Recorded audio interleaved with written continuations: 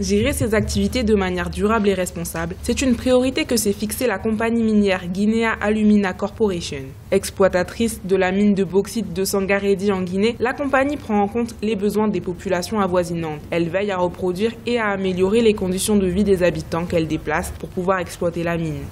On trouve que les villageois avaient des activités agricoles, donc si on prend leurs terres, on les remplace par d'autres activités qui leur permettent de générer des revenus.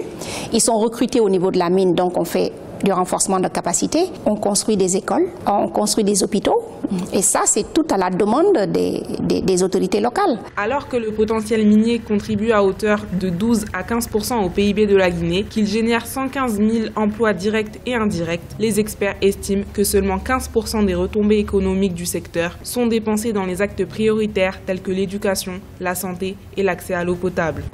On s'attend à avoir près de 30 milliards d'investissements dans les 10 prochaines années. Aujourd'hui, c'est comment s'assurer que ces 30 milliards sont capturés du secteur minier pour créer des industries en Guinée. Pour moi, c'est ça la vraie question. Comment s'assurer que le potentiel minier soit un vrai catalyseur pour les économies africaines en général et l'économie guinéenne en particulier. Selon les responsables de la compagnie, les premières tonnes de minerais devraient être exportées dès le second semestre de l'année 2019. Une fois le projet de développement de la mine achevé, la compagnie devrait produire 12 millions de tonnes de bauxite par an et ainsi contribuer activement au dynamisme de l'économie guinéenne.